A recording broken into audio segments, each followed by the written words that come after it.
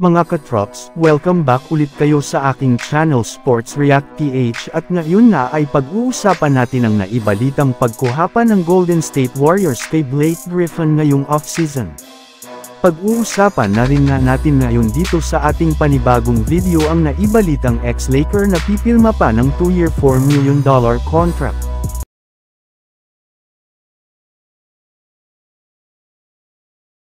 Kahit man nga naging successful ang naging interview ni Dwight Howard sa Golden State Warriors at ang workout niya kina Draymond Green at Chris Paul ay nakapagdesisyon pa rin nga ang kanilang kupunan na hindi siya kunin at bigyan ng kontrata ngayong off-season.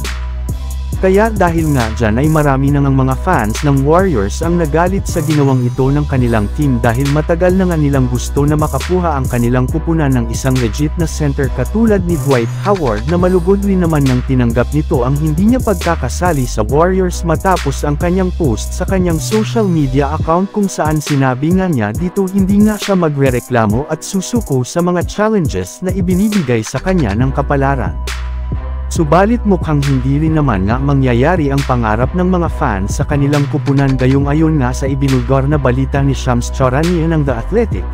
Hindi na rin naman nga daw po kukuha pa ang front office ng Warriors ng isang big man kahit man meron pa silang natitirang bakanteng pwesto sa kanilang lineup. Base nga sa lumabas na balita, isang forward na lamang nga ang kanilang kukunin ngayon. At isa na sa mga possible nga daw nilang kunin ngayon ay si Blake Griffin na isa pa rin namang unrestricted free agent.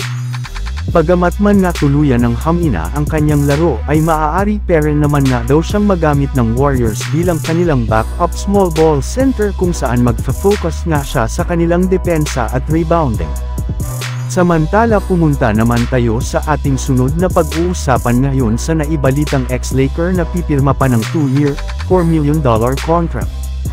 Ayun nga mga katrops, sa inilabas na balita ngayong araw, kinoconsider na nga ng dating player ng Lakers na si Kendrick Nunn na pumunta sa Europe sa unang pagkakataon sa kanyang career para maglaro sa kupunan ng Olympiacos BC Piraeus na nag-offer sa kanya ng 2-year, $4 million contract.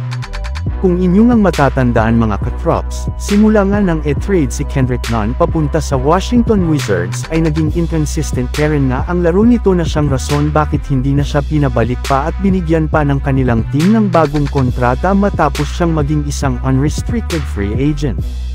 At ngayon nga na wala na siyang nakukuhang offer sa mga kupunan ng NBA ay mas pipiliin na lamang nga nito na maglaro overseas para sa darating na season.